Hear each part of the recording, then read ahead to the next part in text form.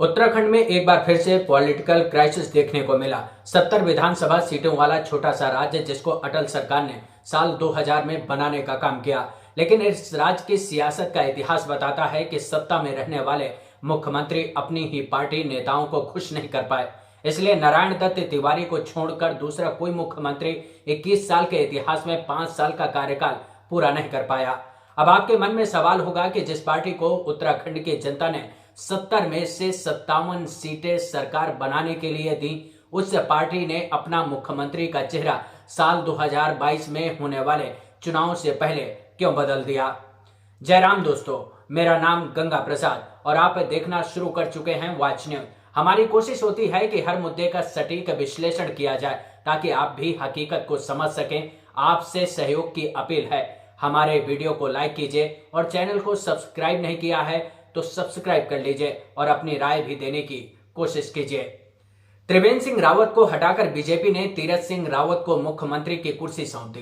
Tirath Singh Rawat RSS से जुड़े रहे बीजेपी प्रदेश अध्यक्ष की कुर्सी संभाल चुके हैं, बीजेपी महासचिव की जिम्मेदारी निभा चुके हैं और जमीनी पकड़ वाले नेता माने जाते हैं। जबकि त्रिवेंद्र सिंह रावत की लोकप्रियता को लेकर सवाल थे।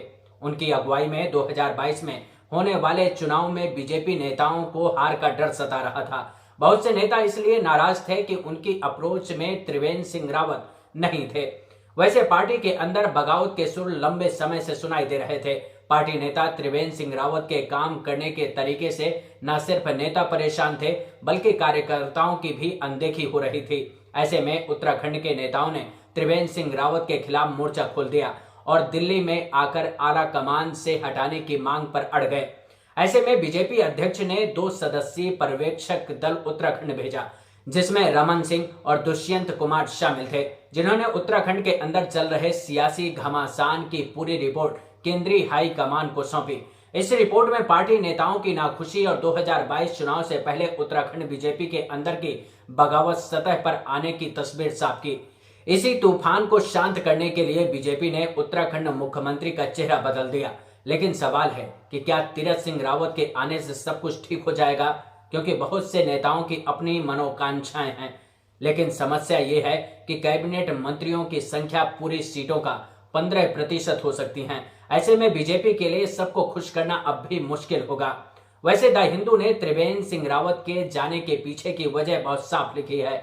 माना जा रहा है कि त्रिवेंद्र सिंह रावत के 2 बड़े फैसलों और एक भ्रष्टाचार के मामले ने उनकी सरकार को मौत के घाट उतार दिया। दरअसल 4 धाम देवस्थानम प्रबंधन विधेयक को त्रिवेंद्र सिंह रावत ने पास कराकर साधु संतों को नाराज कर दिया, क्योंकि राज्य सरकार ने बद्रीनाथ, केदारनाथ, यमुनोत्री और गंगोत्री समेत 51 तीर्थ स्थल को इस विधेयक का हिस्सा बना दिया, जिसकी वजह से साधु संतों को लगने लगा कि सदियों से चली आ रही परंपरा को उत्तराखंड सरकार अपने हाथों में लेकर उनके हकों को मारना चाहती है। यही कारण है कि त्रिवेंद्र सिंह रावत के हटने और तीरथ सिंह रावत के आने के बाद मंदिरों में खुले तौर पर पटाखे और प्रार्थना के साथ श्री रावत की जयंती मनाई गई।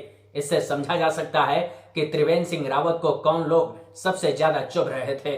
दूसरा फैसला जिसको लेकर उत्तराखंड में सियासी खेमेबंदी हो गई, क्योंकि त्रिवेंद्र सिंह रावत ने गैरसैंण मंडल बना दिया। इसको इस मैप के जरिए समझिए।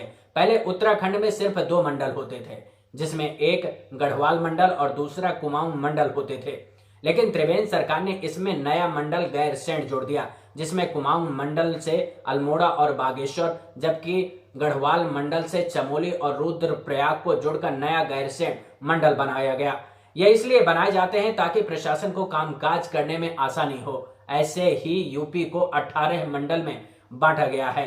लेकिन बीजेपी नेताओं का आरोप है कि मुख्यमंत्री रहते हुए त्रिवेंद्र सिंह रावत ने बिना किसी से सलाह मशविरा किए गैरसैंण मंडल बनाने का फैसला ले लिया, जिससे लोग नाराज हैं।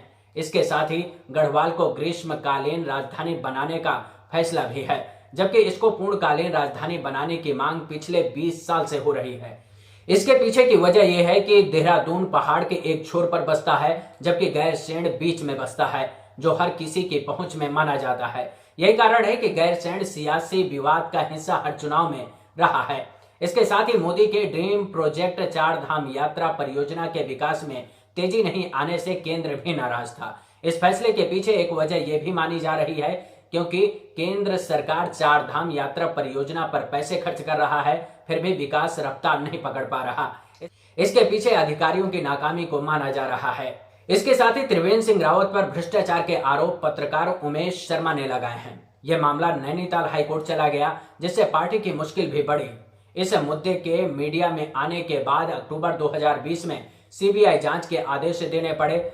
दरअसल त्रिवेंद्र सिंह रावत पर झारखंड के गौ सेवा आयोग में एक विशेष व्यक्ति की नियुक्ति को लेकर उनके रिश्तेदारों के खातों में पैसे के लेन देन के आरोप लगे हैं, क्योंकि 2016 में रावत बीजेपी नेता के रूप में राज्य के प्रभारी के रूप में काम कर रहे थे। बाद में हाईकोर्ट के फैसले को सुप्रीम कोर्ट में राज्य सरकार ने चुनौती दी, जिसके बाद त्रिवेंद्र सिंह रावत के खिलाफ एफआईआर दर्ज करने पर सुप्रीम कोर्ट ने रोक लगा दी थी, जबकि हाईकोर्ट ने एफआईआर दर्ज करने के आदेश दिए थे। इन वजहों को बीजेपी खुले तौर पर हवा तो नहीं दे रही है, लेकिन माना जा रहा है कि बीजेपी के अंदर खाने इन मुद्दों को लेकर भी बगावत के सुर सुनाई दे रहे थे। यही कारण है कि त्रिवेंद्र सिंह रावत को हटाकर बीजेपी आला कमान ने उत्तराखंड बीजेपी के नेताओं की नाराजगी और खेमे बंदी को दूर करने के लिए कुर्सी को बदलने का फॉर्मूला निकाला। वैसे झारखंड में भी ऐसी ही स्थिति बनी थी। उसके बावजूद बीजेपी ने झारखंड के मुख्यमंत्री रघुवर दास को हटाने का जोखिम नहीं लिया था। तो क्या बीजेपी झारखंड की हार से सबक लेकर उत्तराखंड में नए मुख्यमंत्री को जिम्मेदारी देकर नए फॉर्मूले को आजमा रही है?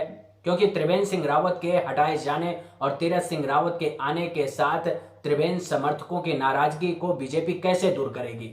क्या इस नाराजगी को बीजेपी दूर कर पाएगी, या फिर 2022 के चुनाव में बीजेपी को त्रिवेंद्र समर्थकों के बगावत का खामियाजा भुगतना होगा? क्योंकि जिस बगावत के सुरों को उठाकर बीजेपी ने त्रिवेंद्र सिंह रावत की कुर्सी खींच ली, तो फिर इस बात की कौन गारंटी दे सकता है कि बीजेपी के अंदर त्रिवेंद्र समर्थकों की नाराजगी 2022 में बीजेपी को भारी नहीं पड़ेगी? माना जाता है कि गैरसैंण मंडल बनाने से सबसे ज्यादा परेशानी गढ़वाल मंडल के नेताओं को हुई, और इसी गुस्से को शांत करने के लिए तीरथ सिंह रावत को मुख्यमंत्री का इनाम मिला, क्योंकि तीरथ सिंह रावत गढ़वाल से सांसद हैं और उनका जनाधार भी है और बीजेपी का गढ़ माना जाता है। ऐसे में बीजेपी को भरोसा है कि इस सीट पर बीजेपी दोबारा जीत जाएगी, जबकि अजय भट्ट और रमेश पोखरियाल निशंक का भी नाम मुख्यमंत्री की दौड़ में शामिल था। लेकिन इन दोनों के नामों पर बीजेपी ने इसलिए कोई फैसला नहीं लिया क्योंकि बीजेपी को आशंका थी किसान आंदोलन की वजह से इन दोनों ही सीटों पर बीजेपी हार सकती है। दरअसल उधम सिंह नगर से बीजेपी के अजय भट्ट सांसद हैं और हरिद्वार से निशंक सांसद हैं। इन दोनों इलाकों में किसानों का दबदबा है और कृषि कानूनों के खिलाफ आंदोलन भी कर रहे हैं। ऐसे में बीजेपी ने 2022 से पहले जनता के बीच ऐसा कोई संदेश ना जाए जिससे ये लगे कि बीजेपी कमजोर हो रही है, इसलिए बीजेपी ने सधी हुई चाल चली है। अब इसका कितना फायदा बीजेपी को मिलेगा ये तो समय बताएगा, क्योंकि जिस मुख्यमंत्री को हटाया गया वो भी पैराशूट मुख्यमंत्री था जिसे कोई नहीं जानता था। वहीं तीरथ सिंह रावत भी पैराशूट की तरह लैंड करा दिए गए। ऐसे में जनता क्या सोचती है और जनता के मन में क्या चल रहा है ये कहना थोड़ा मुश्किल है। वैसे सियासी पार्टियां अपना गुणा गणित लगाती हैं, लेकिन देखना यह होगा कि जिन नेताओं की नाराजगी की वजह से मुख्यमंत्री की कुर्सी बदल दी गई, क्या उन नेताओं के दम पर बीजेपी 2022 में वापसी कर पाएगी? ये सवाल हर किसी के मन में होगा। इस वीडियो में इतना ही, लेकिन वीडियो को लाइक करना, चैनल को सब्सक्राइब करना और हमारे वीडियो को शेयर करना मत भूलिएगा। साथ ही हम अपने सभी वीडियो टेलीग्राम में डालते रहते हैं। ऐसे में हमारा टेलीग्राम चैनल अगर आप ज्वाइन कर लेंगे तो आपको हर वीडियो का नोटिफिकेशन भी मिलता रहेगा। नमस्कार।